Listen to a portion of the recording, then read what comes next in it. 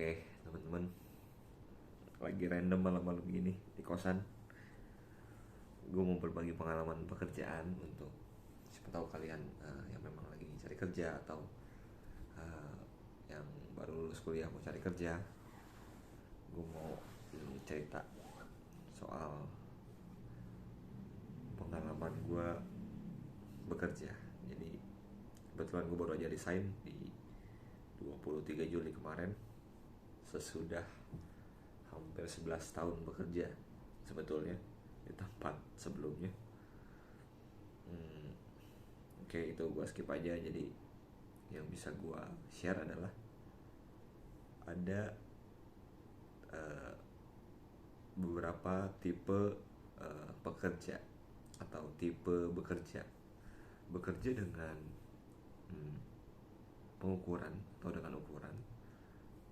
Kedua, bekerja dengan hati. Ketika lo bekerja dengan pengukuran, ketika kalian mengukur pekerjaan kalian dengan uang, ketika uangnya kurang atau tidak cukup, gajinya kecil, dan itu akan juga berpengaruh dengan cara bekerja kalian. Ketika kalian tidak mendapatkan sesuatu yang sesuai dengan keinginan kalian, ya pasti kalian memberikannya memberikannya tidak 100%. Itu menurut opini gue. Yang satu lagi, bekerja dengan hati. Apa maksudnya? Ketika bekerja dengan hati, kalian lakukan dulu pekerjaan kalian, berikan yang terbaik. Ketika kalian memberikan yang terbaik, ya yang pasti uang akan mengikuti dengan hasil kinerja kalian. Memang saat ini uang memang dibutuhkan, sangat dibutuhkan. Uang itu penting, tapi di luar itu banyak yang lebih penting. Ada yang setuju atau tidak, tapi ini adalah prinsip gue. Gue bekerja dengan loyalitas yang cukup baik. Gue memberikan sesuatu dengan, yaitu hasilnya adalah, bonusnya adalah ya nanti dengan gaji atau lain-lainnya. Di luar itu berkat-berkat lainnya akan kalian terima. Kalau boleh jujur, dari 1 tahun sampai dengan 11 tahun gue adalah orang yang tidak pernah komplain, yang tidak pernah tahu gaji itu kurang, terus kenaikan berapa persen. Gue tidak pernah mau tahu itu, dan karena itu akan memakan waktu, pikiran, jadi percuma juga. Dan tapi ketika seiring berjalannya waktu, gue ikut pelatihan, ternyata ada lagi tipe bekerja satu lagi. Tadi kan bekerja dengan pengukuran, bekerja dengan hati, dan bekerjalah dengan imanmu. Apa nih maksudnya nih ya? Jadi secara singkat, speakernya bilang ini, jika kamu bekerja, imanmu sudah bergesekan dengan pekerjaanmu, ya saat itulah kamu harus pergi. Kamu nggak usah takut bagaimana nanti, bagaimana jika, apa maksudnya, bagaimana nanti kalau saya tidak dapat pekerjaan, ketika saya memutuskan untuk keluar, bagaimana jika uang saya habis, bagaimana jika saya tidak bisa bayar hutang dan cicilan. Karena memang cara pikir kita, ketika kita berpikir buruk, ya porsi paling banyaknya ya adalah ketakutan. Jadi dia bilang gini, ketika kalian sudah memutuskan sesuatu berdasarkan imanmu, berdasarkan keimananmu, tidak mungkin di luar itu Tuhan tidak akan pelihara kalian. Jadi ya ketika kalian memutuskan sesuatu, ya go ahead, jalan aja. Tidak ada batasan-batasan apapun. Yang pasti Tuhan akan uh, pelihara kita di luar itu gitu lah. Lalu gue mau bagikan prinsip cara. Dari dulu prinsip bekerja gue adalah ya gue bekerja dulu semaksimal mungkin, yang terbaik yang bisa gue lakukan, hasilnya akan mengikuti sampai dengan terakhir kemarin. Ya tapi memang itu tadi yang gue bilang, ketika waktunya ya gini, ada orang yang dipaksa cepat, ada orang yang menunggu untuk waktu yang tepat. Maksudnya dipaksa cepat adalah ya memang ada orang kan yang kerja di sini 2 tahun, dicari lagi yang lainnya untuk mendapatkan gaji yang lebih besar, lalu pindah-pindah dan pengalaman dan lain-lain. Ya itu memang ada orang seperti itu, tapi gue adalah tipe orang yang memang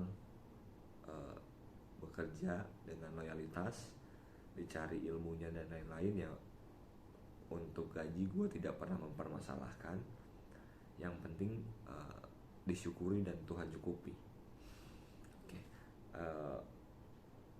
Baik lagi yang tadi, ada yang dipaksa cepat, ada yang menunggu waktu yang tepat, dan gue adalah mungkin masuk orang yang menunggu waktu yang tepat.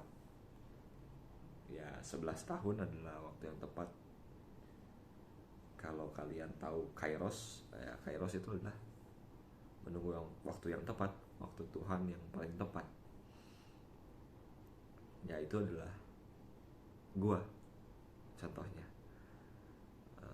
Lalu juga ada contoh kayak waktu Musa di Medan, kan dia terbiasa mengembalakan domba. Maksudnya terbiasa itu ya di tengah rutinitasnya ya tiap hari begitu tuh, membalakan domba, bolak-balik. Tapi di tengah kebiasaannya yang setiap hari seperti itu, Tuhan memberikan dia kode. Kodenya apa ya? Yaitu yang semak belukar terbakar itu. Jadi sehingga si Musa nyimpang dulu, yang biasanya dia bolak-balik, sehingga dia akhirnya nyimpang dulu melihat semak belukar tersebut, sehingga disitulah dia dapat destininya dia. Destininya apa ya? Untuk menyelamatkan umat Israel. Jadi maksud pemaknaannya apa sih dari hal itu ya? Kadang Tuhan Tuhan melakukan sesuatu yang mencuri perhatian kita gitu. Kadang Tuhan melakukan sesuatu yang mencuri perhatian kita, yang membuat kita terkesan membuang waktu gitu, dengan kejadian A, B, C, D, yang sehingga kita makan waktu di situ terus. Tapi ketika kita sadar dan kita meresponi kenapa seperti itu, dan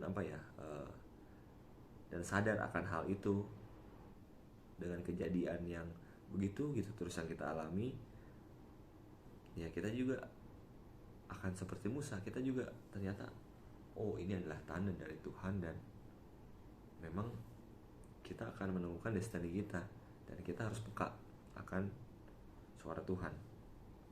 Jadi kadang Tuhan memberikan jalan yang tidak biasa. Ya gimana ya ngomongnya, ya kadang Tuhan memberikan jalan yang tidak biasa untuk menarik perhatian kita aja. Kalau kita kalau sebetulnya jalan lu tuh kayak gini gitu, Tuhan udah kasih kode begini. Ketika kita acuh, ya Tuhan akan kasih kode terus. Ketika kita sadar, ketika kita peka, ternyata harusnya begini, dan akhirnya ternyata ini adalah waktunya, dan lu akan menemukan destiny lu di situ. Jadi intinya adalah seberapa besar sih porsinya Tuhan, seberapa besar porsi Tuhan ketika kalian memutuskan sesuatu untuk hidup kalian. Apakah kalian mengajak Tuhan untuk memutuskan hal tersebut? Itu kembali lagi ke kalian masing-masing. Jadi kita tidak usah takut untuk satu hari yang bernama hari esok. Tuhan pasti pelihara. Toh sebelum-sebelumnya dari 0 sampai umur kita saat ini Tuhan masih pelihara. Kita masih bisa hidup dan kita masih punya berkat yang cukup, berkat yang melimpah, berkat yang cukup. Jadi intinya itu yang mau gue bagikan. Tapi gini teman-teman, jalan gue adalah seperti ini, kunci gue adalah seperti ini. Kunci gue tidak akan bisa dipakai kalian. Jadi setiap orang itu punya kunci masing-masing, yang mungkin cerita ini hanya sebagai motivasi kalian atau gambaran untuk kalian. Ya jalannya dan kuncinya silakan kalian yang cari, tapi jangan lupa ajak Tuhan buat cari kunci itu. Thank you.